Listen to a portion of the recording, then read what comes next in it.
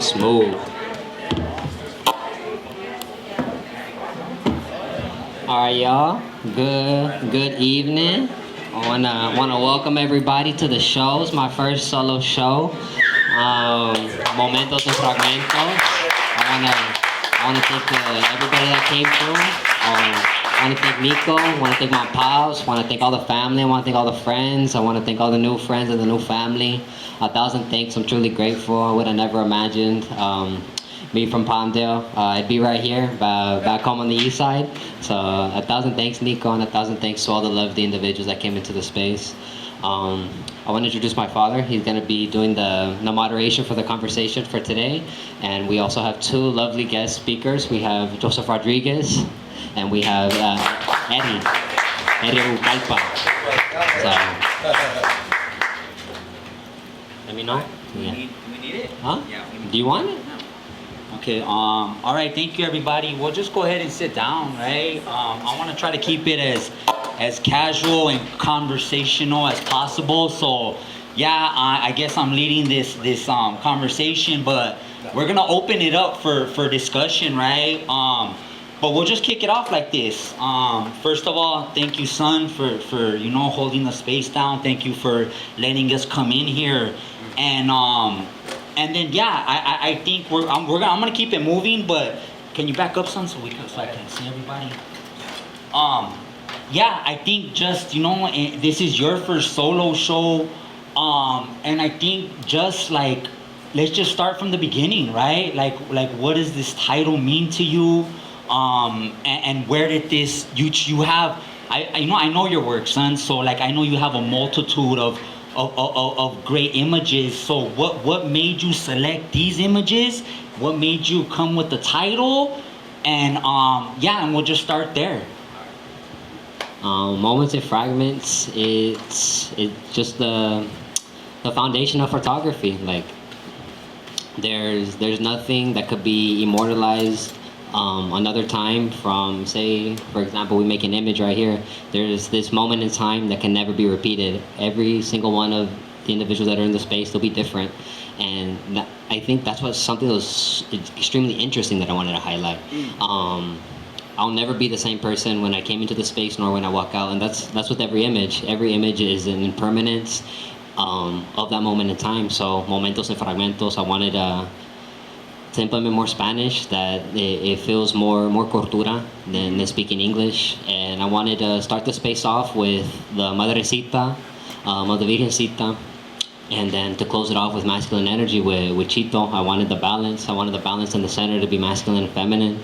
I want to shout out Carly Weber. She made the custom red frames, 20 by 24. Shout out Carly. And it's just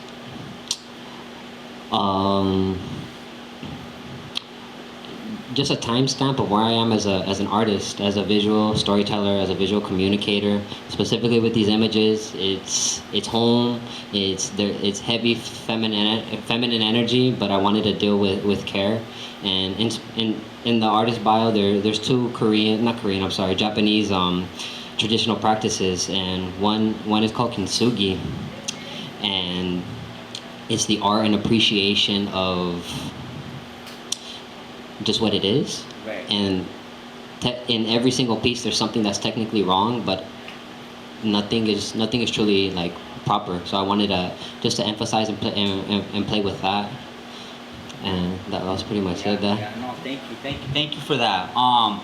Eddie, Joseph, I'm fans of your work, right? And a thing that it's just beautiful thing to have us all here together, right? And I think just off the top, like I know both of your work, and I know that you also capture images like that. You have been capturing images like this for quite some time, and I think it's like why, right? And I know some of your personal story, right? But a lot of times I think people from the outside, they see these worlds as something to stay away from, or they're scared, right? And for you, Eddie, like knowing that you came from the barrio, and also for you, Joseph, I don't really know exactly like how you grew up, but I have a feeling we kind of grew up in a similar way, right? So what made you stay in this work and in this world to do this work. Yeah. So, hitting on Fragmentos, Yeah. Momentos, Yes. Fragmentos, right? Momentos and Fragmentos. I look back at what was my first influence in photography, and I was thinking, look at the camera. No, there's this picture I have of my father holding me up when I was about 3 months old, and it's one of the few pictures I have with him. So as a kid growing up and wondering what happened to my dad, I was a year, 3 months, 27 days old when he passed. So I never knew him, but seeing that picture, my mom telling me, explaining, said, "Fue con Diosito." They say that in Spanish, right? He's in heaven. And as a kid, I understood this is where my influence came from, to the value and how much I love that picture. From an early start, I had an appreciation for photography because it was a moment recorded in time, and frozen forever. And from then on, I always had that appreciation for photography. Just like Joseph has a picture of him and his dad. I just saw the other day, like one of the few pictures you have with them. So yeah, it's pretty amazing how impactful the image is to us because of its permanence, right? And evidence of something that actually happened, kind of thing. For me, that's relating to the Momentos and Fragmentos kind of a story and theme here. And then growing up in the neighborhood, fast forwarding, I started doing photography just as a sports thing, collecting sports cards and being in sports. Sports photography was a big thing for me, but got out of high school, got into ELAC, first photography class, 1991, and I was doing the backyard party scene from the early 90s. Me and Nico were in that scene. And from my East LA photography class, I was doing pictures of all our friends. And eventually I met the editor-in-chief of Street Beat magazine. I started doing pictures for Street Beat magazine. And I still have some of those pictures with me in Charsos and kind of the historical, my historical work. But in that party scene, it was like I never wanted the party to end. So I went from one party to the next, got home and there's still partying there. So one thing led to another. I got stuck on drugs. And all the cameras that I had built up, my photography equipment, I clucked it, I sold it, and went down the drain. For 2 years straight, my mom threw all my stuff out on the street and gave me my first wake-up call and damaged a lot of my work that I had. And then that stuff, I kind of got the wake-up call, kind of came back out of it a little bit, got a job, became a functional addict. And then I sobered up in the year 2000. And it's been 25 years since that I've been sober now. But I never left the camera. So over those years, I had my little disposable cameras and I was still taking pictures around the community, witnessing a lot of just madness in the hood. What we call the decade of death, what I survived here in this area. From 1988 to 1998, we had about 10,000 gang-related homicides in the county of LA alone. And it was to a point where we're like in the backyard partying, they shoot us up, we all get down, we check each other as they take off. You okay, you okay? All right, let's go get that beer. And continued on, so desensitized. But, with that, I never wanted to do pictures of gang members because I didn't want to glorify that. Like the way NWA would write about their lifestyles, there was an interview they had with them. They said, "Why do you guys glorify this? We're not glorifying it. We're just telling our life story." But me as a kid, I was still like, I still want to be like that. So when I was first getting back into photography, I didn't want to do any of that because I didn't want to give it any power. But I get into Homeboy Industries and show the redemption side of all that, the recovery and re-entry. And like Father Greg says, you're not the worst thing you ever done. So going into Homeboy Industries, I was able to capture a lot of pictures of homies arm in arm, hugging each other and kinship, like Father Greg says. And as I get to know these guys, they used to shoot bullets on the streets at each other. And like Father Greg says, now they shoot texts at each other. And it's just such a miraculous place to be at. But that picture of these guys who used to shoot at each other, it's like, to me, that's a picture of what heaven must look like. There in heaven, there are no enemies, and they bring heaven to earth right there at home, and that's what Jesus called us to do. So it was the most amazing experience of my life to be able to be a part of Homeboy Industries and to capture what I got there, because that did a lot of healing for me too. Like the hope I had lost in the hood, I gained back right there. Oh yeah, and totally. I feel that's like what became my purpose as a photographer. Thank you. Closer. Well, yeah, I'm Joseph. Oh, my bad. Okay, Okay, go ahead. Good. Yeah, I didn't grow up here. This is my second home. Eddie and some of the members of Evergreen will tell you a little more about that. So the beginning starts in Spanish Harlem for me. I'm a Boricua. So yeah, my high school was Rikers Island twice. And was also caught up in the drug game. That was my family. So 10 years old, you know, I came home from Catholic school. I see my stepfather shooting up, and 10 years later, I'm shooting up with him. 4 years later, I'm dealing with him. So it's what we're taught as we grow up. And so I was the kind of young person that was never allowed to speak at home. I was told to do what mommy tells me to do, and that's it. That was it. Go to Catholic school, you get whipped, you get beat, and you just do what they tell you to do.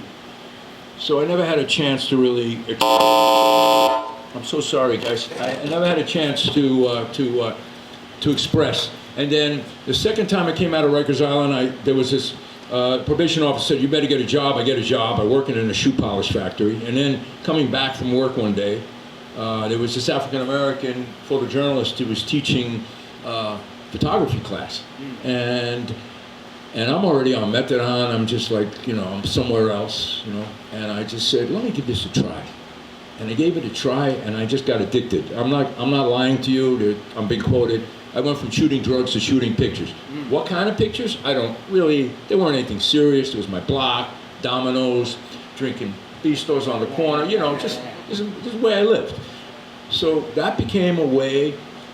This is why I got excited with you, Adrian. It's a way when we're young, we experience things that sometimes we don't get the chance to really develop that special thing in the corazon. Because the way I shoot, and I spent 5 years shooting my neighborhood, and I'm going to tell you why I shot my neighborhood. Because my uncle had a candy store there. My other uncle used to deal drugs there, and Tito Puente was free. Would come, Celia Cruz, Hector Lavoe, and you know, Old Timers Day, and we'd go up, get a bag of mota, go look at the girls, yo, what's up, baby, and just hang out.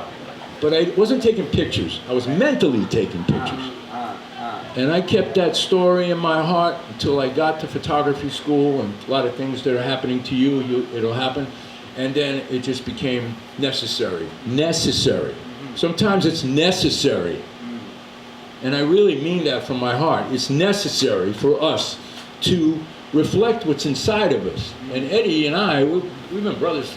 I mean, he'll tell you. We cry together, we talk together, we try to talk about each other's works. And now Adrian's in my car, so you know what that means. Pops knows what that means. When you're in our car, that means that's for life. Okay? So we're very proud of the work that you've been able to produce so far. I went to school, I saw the other work, and now full-blown scholarship, folks. Come on. You know how many Latinos get a full-blown scholarship? I got one more that I will share with you. His name, he just came to the city. He's from the South Bronx. His family's from Puebla. 8 sisters and brothers. So I schooled him on photography. He just got a full-blown scholarship at UC Film School. And this little chavalito, he's about this big. And you know what he did just 2 months ago? He was on top of the subway, photographing guys surfing on the top of the subway. And the guys died. He made this film. I said, hold on to that. Because the Hudas were going to grab it. You know, they were going to just put it down. You're young, you want to put it on Instagram. So now I'm proud that we have a younger Adrian about to go to school. So for me, photography it comes from here. Right, So right. and I think all I do is try to share it now. Right. I'm an OG. I'm 74 years old, folks. So I'm kind of crazy going around. Sorry, they'll put cuetes in my car. I'm telling you right now. I mean, I did all kinds of stuff. I'm not lying. But anyways, we're here to celebrate Adrian, and I'm very, very proud to be here. Thank you, folks. All right, I know you hit like the general of what these photos were, but is there one in particular that like it just pulls your heart? Or I know all of them are very sacred and to you like that, but like is there a story that you could share with one of these photos? Yeah, that was my question. Yeah, there's And why?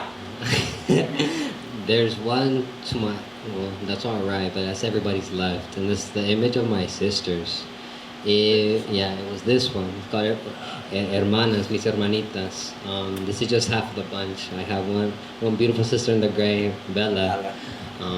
We need to make some portraits, but this one in specific is because it was the first ever production that I put together.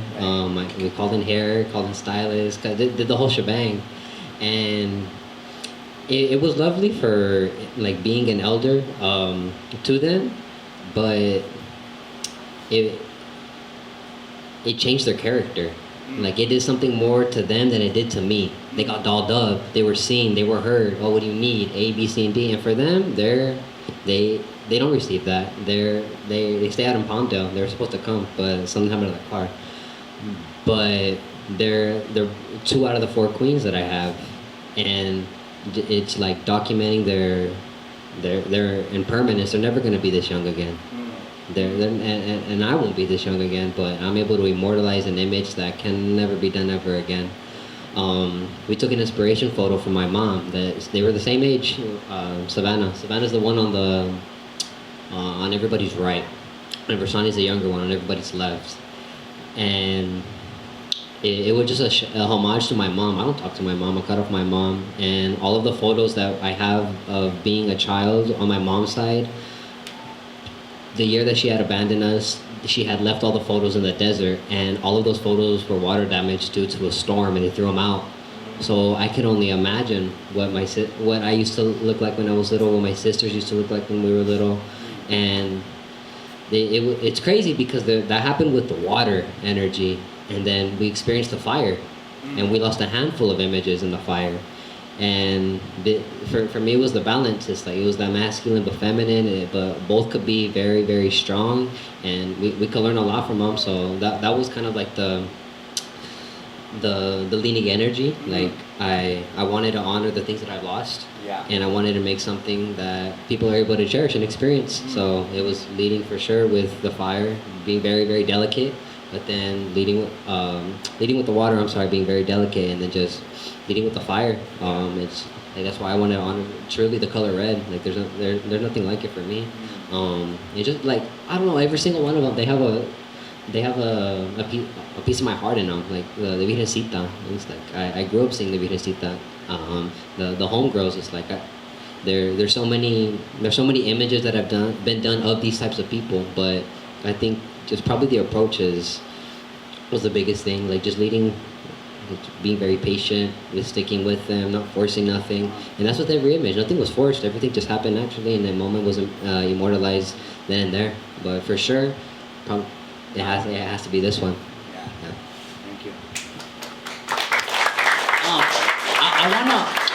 I wanna talk about school and about the training aspect of it, right? Because I believe there's a lot of photographers and especially this generation, right? The generation of social media where it's a 30-second, 60-second attention span, right? So people think that, oh, I could be a photographer, I could be a filmmaker. But I think for me, what I didn't really realize was that you could have that natural talent, like I did me becoming an actor when they found me on Southland back when I was working at Homeboys. But I think the pivot for me and now for Adrian and just And I think for all of us is the education part of it, right? And that's a thing that a lot of us miss in the barrios, right? We think that we want it real fast, or we think, oh, if the homie could do it, I could do it, right? But and I think I just want to touch on that. And not only did you come receiving that type of education, but now you also teach, right? Well, yes. Go ahead.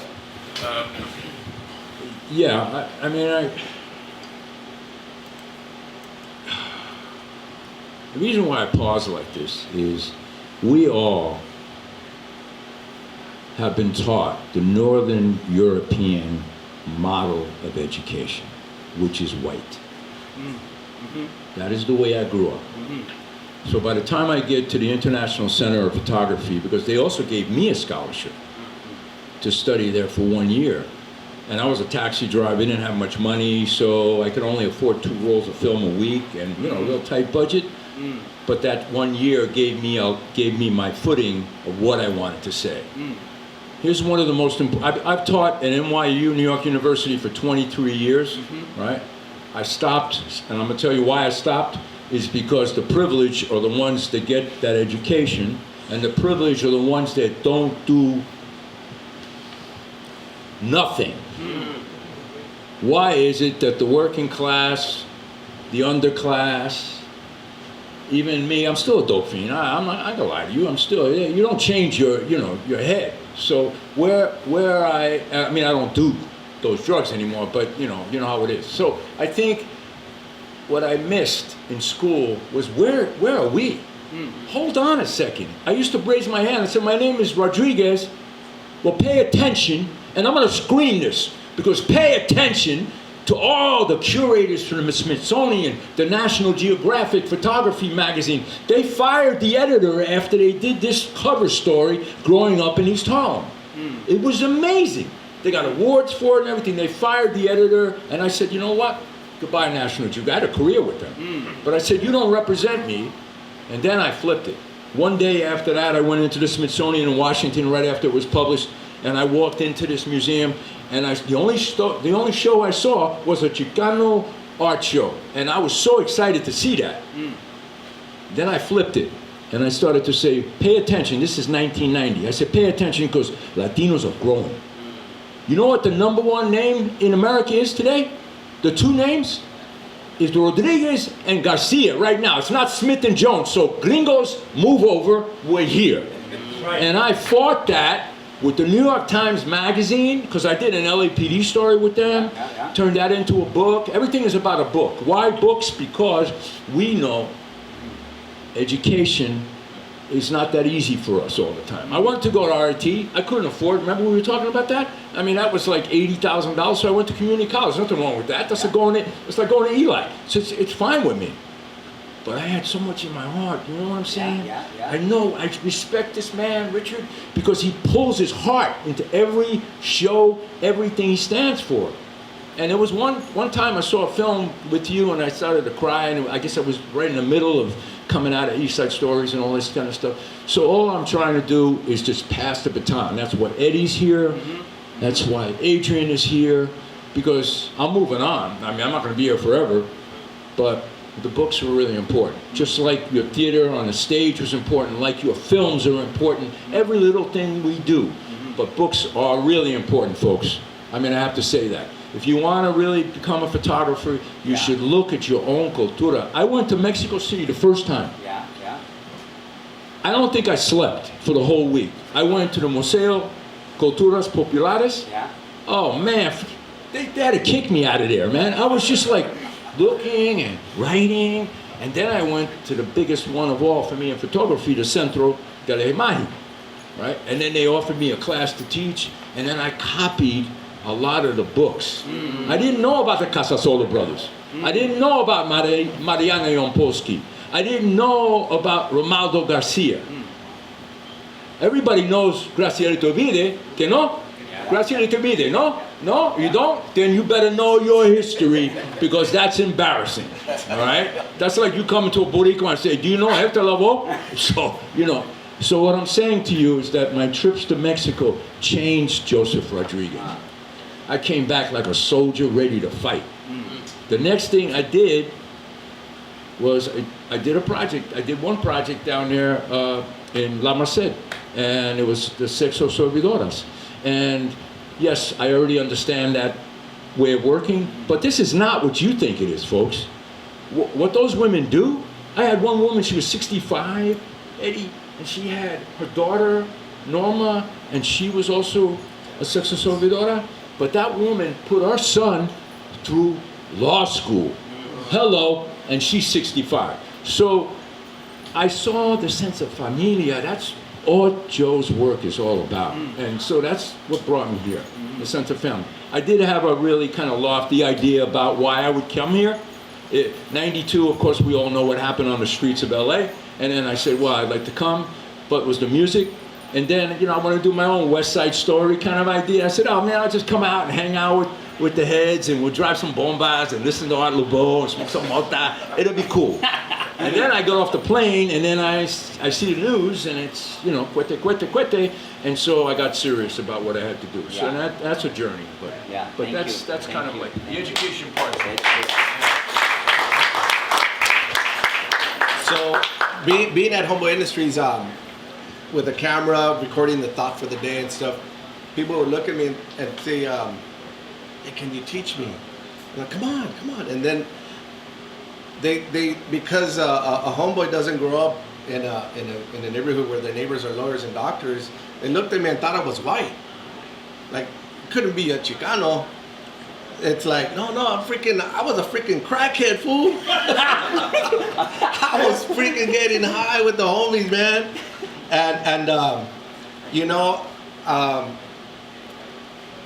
like I said, sobered up 2000, went to the Marine Corps October 2002, a week after my 30th birthday.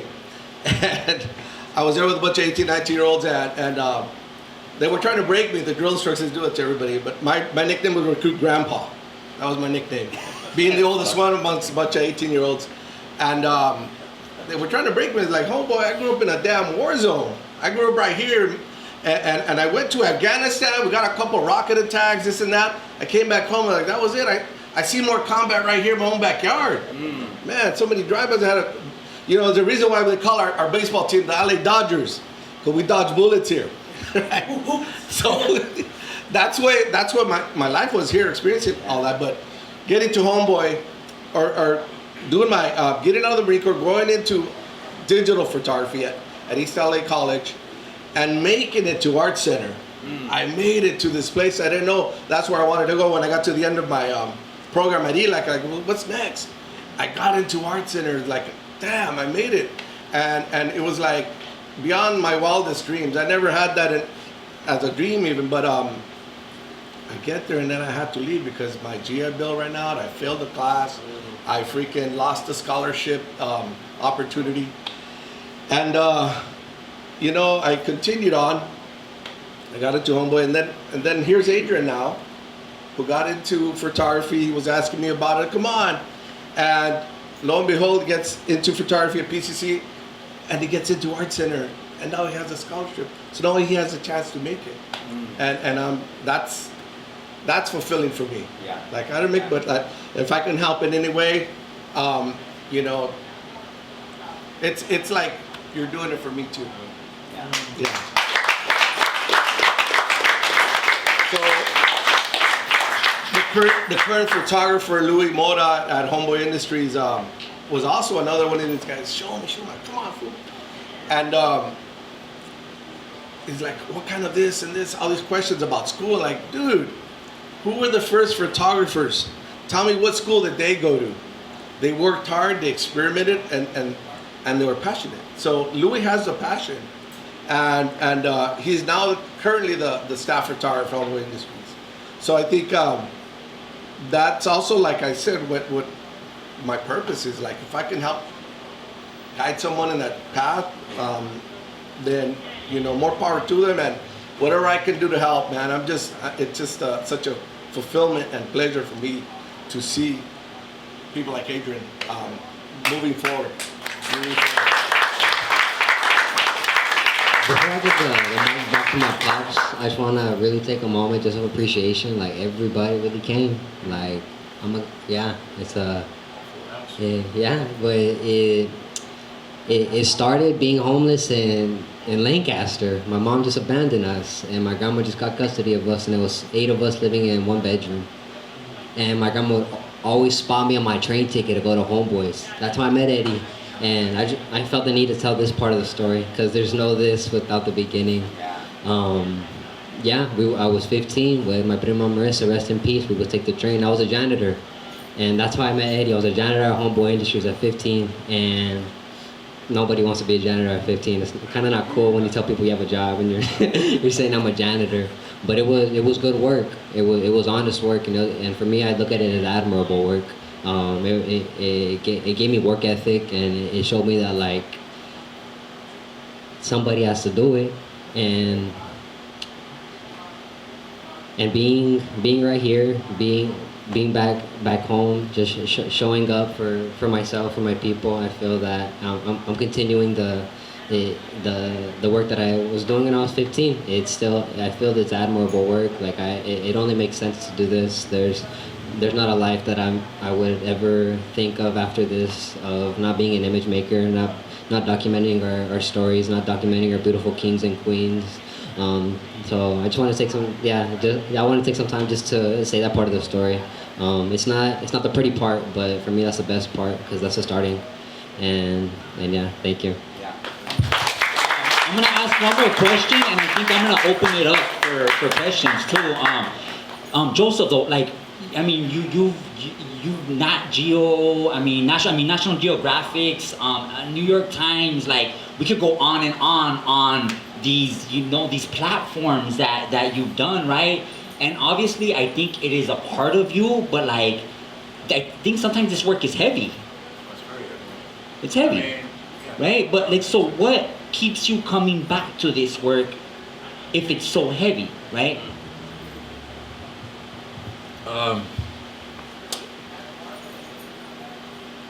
It's familia.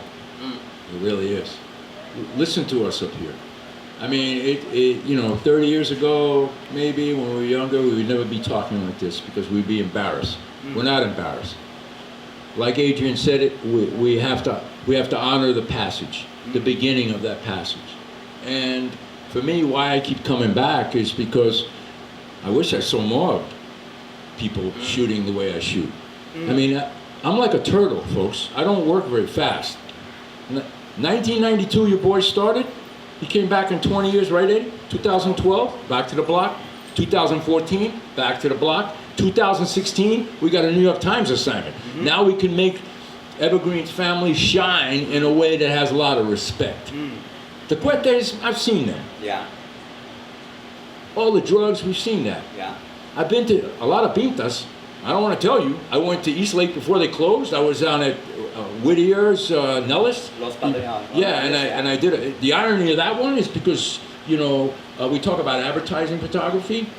I did a Levi's campaign, and we created a cell that I knew some people who scribe. You know how everybody scribed their name on the cells? And this was closed, and I'm there, and we got this actor to be the guard, and we put the door with the bar. First of all, you don't have bars, so they put these little bars up there. This is Levi's. Yeah. I'm supposed to be the guy with the Levi's, and he's supposed to be looking at me, and I'm like, that's Whittier. So jail, prison, the street, it's just part of my DNA. But why do I come back? It's because the mothers asked me to come back.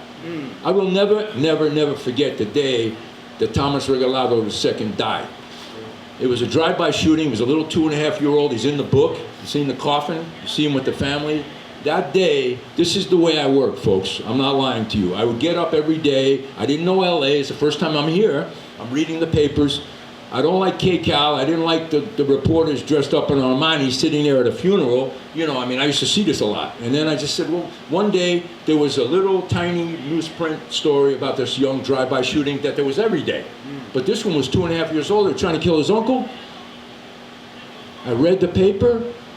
I saw where the funeral was going to be. I went to the church. I didn't know the priest. I didn't know the pastor. I asked him, I said, do you know, I'm working on this project about the families and children. And he gave me the address. I knocked on the door, the Regalado family, and we sat down, and this is the way I work, folks. I walk inside, and we prayed. My work begins at the kitchen table, which means I do this. I do this more than I do this. Okay? I will do this more than I do this. It's a complicated story. And then I take it on a little further. So, Su 13 starts in Watsonville for me. Starts picking fresas. Starts picking tomatoes. I mean, everybody that I would interview, oh yeah, my great-grandfather came, blah, blah, blah, my aunt, da, da, da, da, and this one, da, da, da, da, and then I go on to do this Migrantes project I told you about. So, I just wish I could tell you that the people that have the power in the media would respect us more, you know? I mean, they couldn't even get my name right on CNN. I couldn't even give it to my mother, you know? I did Juvenile, that second book, because I wanted to know what happens to us when we get arrested. And I did that all up in Northern California. And then CNN goes, oh, we got this great book, Juvenile, and, oh yeah, the photographer, Joseph Rodriguez. What? My mother almost had a heart attack. You can't say Rodriguez, you know? I mean, it's like, it's every baseball. Anyways, a lot of stuff that I have to unpack. So when I came back from East Side Stories in '94, I had to do a lot of therapy and a lot of Zen work because I became a gangster. I mean, you've tried to do the work I did for 2 years and not, you know, it's like what happens to you when you go to the Pinta. You all of a sudden have to protect yourself. So we want to just continue on that you younger folks out here know the real story, and where we're proud about that book is because it went, where did it go, Eddie? Roosevelt? Garfield, right? Inspired other people to tell the story. I want you to tell your story. I don't want the outsiders to tell our story because they just don't get it. They don't get it. Spanish Harlem is the same thing. Every day the newspaper, the Tecatos, they threw the baby off the roof. What are you talking about? There's a lot there. There's a lot of love there.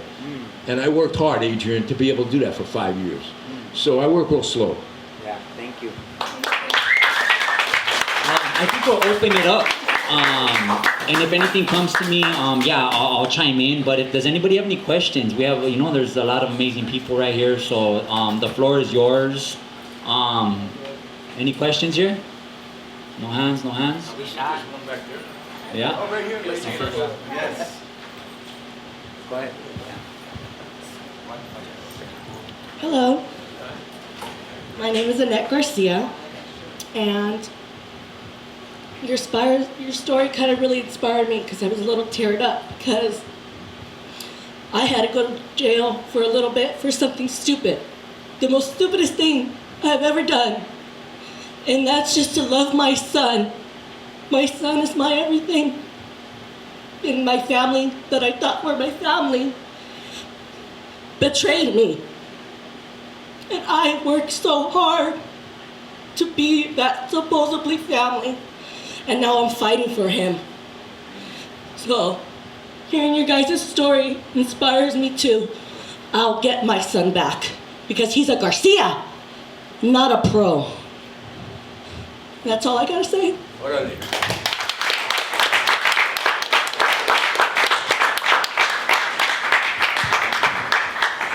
Any questions from the audience? All right. Is there anything you want to add? I mean, is there anything about the show, son, that that we should know about, that you feel that, and yeah, I mean, this is your first show. First of all, congratulations! It's your first solo show.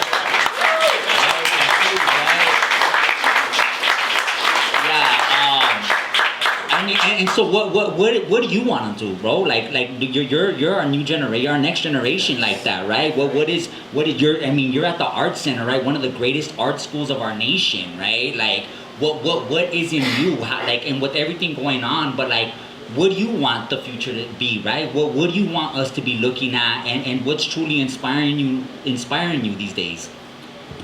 That's a good question. What's next? What's next? What's next? Yeah. Well, first I need to finish school, but in the meantime, I want to keep it real simple for the answers. Like, tell my people's stories, show our faces in the most delicate and beautiful, and just writing with visual poetry, creating visual poetry, and just referencing all the ones that have done it before me, honoring them. I want to do a book. There's no reason why I shouldn't do a book. Maybe a zine, but just putting putting a collection of thoughts of images into one piece and just sending it off and see what the people think, hear their thoughts. I will look forward to that, and it'll happen. But for sure, finishing school, and just figuring out a way how to like just make this my everyday. Right. I want to be behind a camera to my dying day, whether that's stills or whether that's motion. I want to be able to continue to tell the stories that need to be told. There's stories that I don't know, so I think the biggest part is for sure just reading about the stories, hearing stories, and just being open to the different mediums that come across. This is just photos, but I just did a printmaking class. It was lovely. I'm excited for a cinematography class that I'm gonna do at Art Center. But just maxing out as many resources as I can. But teaching is like there's no other feeling. I was teaching at Homeboy Industries. It was crazy. It was a full circle moment. I was there as a student at 15, and then I was there teaching at 21. One I thing got wanna family add that to- does homeboys too. That's right. I just wanted to add something here about Adrian. I mean, I was blown away. I don't know about you folks if you got a chance to see the Resistance show at the exhibition at the Plaza. Yes. I mean, I never met a 20-something-year-old that could curate like that. That's some serious museum, heavy-duty, high-quality, world-class exhibition.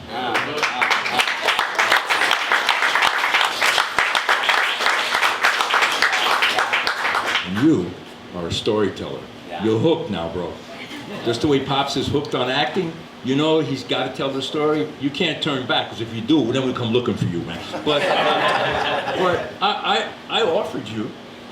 I would love to see him curate my work. I mean, that's how much trust I have in this man. Yeah. Yeah. And, you know, I'm pretty well out there, but Yeah. his vision, I'm going to tell you something right here in front of everybody right now. We never showed East Side Stories here in California, never. If the day ever comes that we can, because in 2 years we're going to make a new book, right? This is the man that's going to curate. So keep an eye on this man, okay? Obviously, I would want questions, right? But I got one.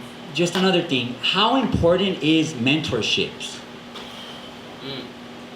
Right? And I think for me, like, this is my son right here. So, like, I think as a parent, like, that my job is to find out what my children are good at and just push them along that way. And I seen how he gravitated to photography at a very young age. So I think the second part of that for me as a parent was to put him with the right folks in order for, because I'm not a photographer, like that's just what it is. My medium is performing art, so I can't give you this, even though I would want to give you, I can't. So I think for me, it was always hoping and praying that the right men or women, but it happened to be men, would be the ones to guide them to the next phase. So what does mentorship mean for not just you, son, but Eddie and also you? Yeah, I gotta speak on that. Like I was saying, well, going back to what I was saying, I grew up without a father, so that was always a big mystery for me. And as I was in the 9th grade, I was already getting involved with the neighborhoods. I was from 2 different neighborhoods that became rivals because that's before all the fallouts happened. And that's the year I saw the first victim of a drive-by shooting, broad daylight, a block away from the house. He's face down with a pool of blood forming around his head, all the nastiness. Beat the ambulance there and everything. It was ugly and sad and like I didn't think I was going to live to see the year 2000. That self-prophecy is what I was fulfilling. So what saved my ass was Roosevelt football writers, and that football coach I had there was like my first father figure, a mentor. Everything he taught me about football, all of us, was directly related to life. So he would say, there's no quitters in this team, and you'll see who the quitters are when they get scored on. They put their heads down and turn around and walk away. What are you going to do when you're challenged by something you want in life, and are you going to stand up and fight for it, or are you going to put your head down and walk away? On this team, we stand up and fight till the end, to the last drop of blood. And I live by that still to this day. That's part of what pulled me out of my addiction I was stuck in. And obviously, Jesus Christ, the Lord upstairs, I feel that brought these people into my life to have those kind of impacts on me. And yeah, the mentorship is crucial. It's crucial. And I think that's where I work at the Boys and Girls Club today, because like Nico always said, be the change you want to see in your community. I always took that from him. He would put it out there. And I live by that right now. And so I mentor the kids, you know, I teach photography in the Boys and Girls Club. And anything and everything in the Boys and Girls Club is about mentoring the kids. The mediums or the forums you get to mentor them is just a segue. But really it's like seeing these kids getting their scholarships, going off to big schools. It's like, yes, this is what it's all about. This is what it's all about.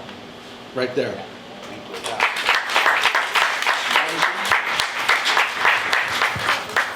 Mentorship. Yeah. I pause because I think it's extremely important. Today, as I can tell you about one school, New York University, one of the biggest schools, right? Yeah, $160,000 to go to school there, right? Mentor, when I first started teaching there, the mentorship and the internships were really viable. Now, you don't get paid. Everybody wants to get paid because, you know, everything costs money. I get it. But a lot of times, they get it mixed up. Because I've known a photographer that worked with one of the most famous photographers of all time, Richard Cabral, and he came with a shopping bag and got his camera stolen, and he was like the 5th assistant. He went on to become a big shot photographer in Paris. So, because he put in that time, you put in the time. I had interns that would stay with me for 8 years, and then they went on to do other great things. So I think it's not always about money.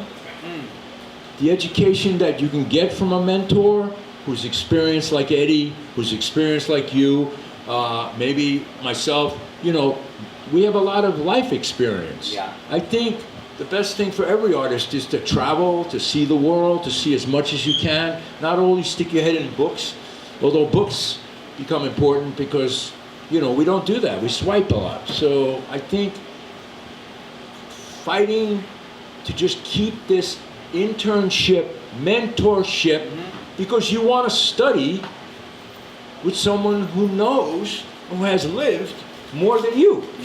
I mean, that's how I study mentors. You know, one assignment I thought was a great assignment. It'll never change my life. There was a Magnum photographer, his name is Gilles Perez. He was a war photographer, Iraq, everything you can imagine. And this weekend workshop. So he gave us an assignment. He was like a psychiatrist, I swear to God, I'm not lying to you. The guy comes in from wherever he came from, and he says, listen, I want to give you an assignment. I want you to collect 100 pictures you wish you would have taken. And we went and looked at each other and go like, what? 100 pictures meant we had to go into books, and back then we had to take copies with the camera and photograph them. I come in with my 100 pictures, I laid them out, and there were all kinds of pictures. There was, you know, young lords, because that's who I grew up with, right? There was all this sort of like Malcolm X and this and that, and he looked at all the work, and then there was also fashion, there was some beauty, and he said, it seems like you're angry. I mean, this is how this guy was. He looked at the image, he goes, you're angry. He said, what are you angry about? I said, well, you try to live in El Barrio and tell me you're not going to be angry. He goes, okay, use that. And that's exactly what that mentorship did for me. It just kicked me in that back and just said, yeah, I got to do this. Yeah. You know, and when I came out here, I was scared shit. I got to tell you, every day. I got 5 journals I had to write. I had nobody I was working with. I didn't know anybody. I used to come down First Street, park right down there, right below the bridge, smoke a joint to kind of, you know, we just saw a bunch of people with a whole bunch of things, and then I had to sort of put it together.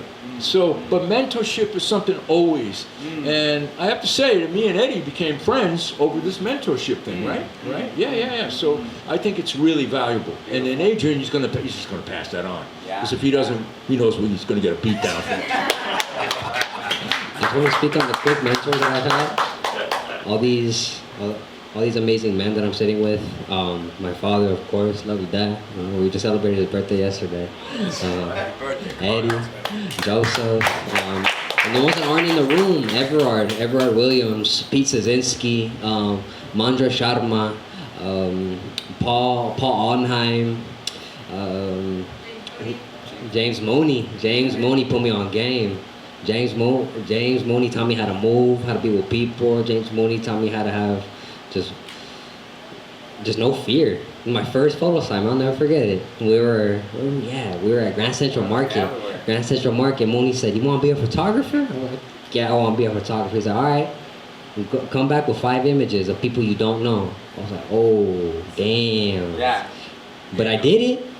I did it. A life sin miedo. I was more nervous than you. Yeah, he was tripping. He's like, "Oh, you gotta come back with 5 photos." Yeah. And I came back, and the thing is, like, you need to have that specific lesson. It taught me you need to have a reason on why you want to talk to people, how to talk to people, and that it's not a one-way street. Oh, I get this photo and I keep it.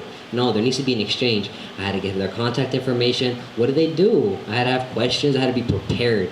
Yeah. And that prepped me how to be prepared, and I feel like that's what taught me just how to... I'll go talk to anybody. I'll chop it up with anybody on the street, any walk of life, and it's real easy now. But shout out Mooney. Shout out Mooney. Crazy Irishman. Crazy uncle. Crazy Theo. Blue eyes, gray hair. He don't care.